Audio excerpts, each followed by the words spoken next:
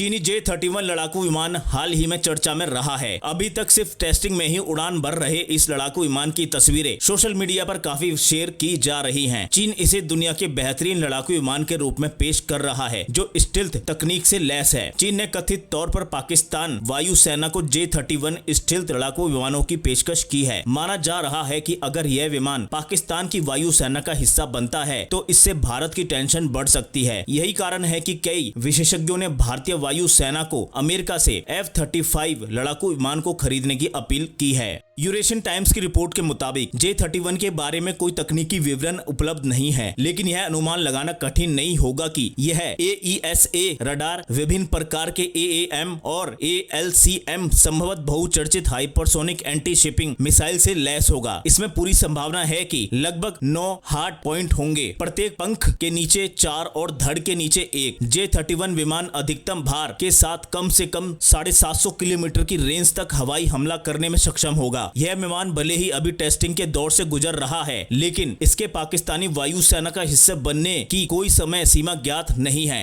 किसी भी लड़ाकू विमान को प्रारंभिक परिचालन मंजूरी हासिल करने में लंबा समय लगता है। ऐसे में माना जा रहा है कि चीनी J-31 विमान आने वाले कई साल तक सिर्फ कागजी शेर बनकर ही रहेगा। यह जानना जरूरी है कि अमेरिकी F-35 के मामले में गुणात्मक आवश्यकताओं को स्थिर करने से लेकर प्रारंभिक परिचालन मंजूरी तक जाने में अमेरिकी वायुसेना को 20 साल लग गए थे। भले ही चीन समय सीमा को 10 साल कम करने में कामयाब हो जाए, लेकिन J-31 को 2035 से पहले पीपल लिबरेशन आर्मी एयरफोर्स के साथ परिचालन भूमिका में नियोजित किए जाने की संभावना नहीं है। लेकिन फिर यह सवाल उठता है कि क्या चीन पाकिस्तान को एक साथ J-31 लड़ाकू विमान से लैस करने की स्थिति में होगा? अमेरिकी F-35 को प्राप्त करना भारत के लिए एक टेढ़ी खीर है। अमेरिका ने अभी तक F-35 को भारत को ऑफर नहीं किया है। भारत कई तरह से रूसी हथियारों का इस्तेमाल करता है। ऐसे में अमेरिका कभी भी भारत को F-35 बेचने की कोशिश नहीं करेगा। खासकर रूस से S-400 मिसाइल सिस्टम खरीदने के बाद अमेरिका ने पहले भी तुर्की के रूस से S-400 मिसाइल सिस्टम खरीदने के कारण उसे F-35 के विकास कार्यक्रम से अलग कर दिया था और उसके डिफेंस इंडस्ट्रीज पर प्रतिबंध लगा दिया था।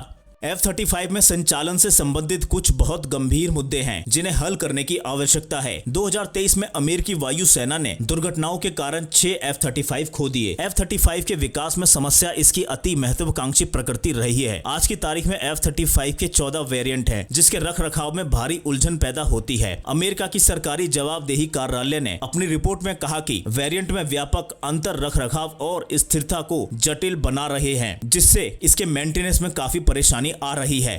F-35 के रखरखाव कार्यक्रम में अनियमित अंतराल पर विभिन्न उपकरणों की खराबी के कारण कई बाधाएं आ रही हैं। भारतीय वायुसेना को एक मजबूत प्लेटफॉर्म की आवश्यकता है जो राजस्थान के लगभग 50 डिग्री तापमान और पूर्वोत्तर और पूर्वी भारत की अत्यधिक आर्द्र परिस्थितियों में काम कर सके। F-35 के उस आवश्यकता को पूरा करने की संभावना नहीं है। आज तक लगभग 1000 F-35 का निर्माण किया जा चुका है, लेकिन ऑपरेटरों ने प्लेटफॉर्म को अविकसित बताया है। एक सरकारी रिपोर्ट के अनुसार कार्यक्रम में 845 खुली कमियां हैं, जिनमें 6 क्लास 1 की कमियां शामिल हैं। ऐसे में भारतीय वायुसेना को ऐसे प्लेटफॉर्म की जरूरत नहीं है। तो दोस्तों, इस खबर में इतना ही। जल्द मिलते हैं अगली खबर के साथ। जब तक के लिए जय हिंद, वंदे मातरम। अगर वीडियो पसंद आया हो तो वीडियो को लाइक, शेयर, कमेंट और चैनल को सब्सक्राइब जरूर करें।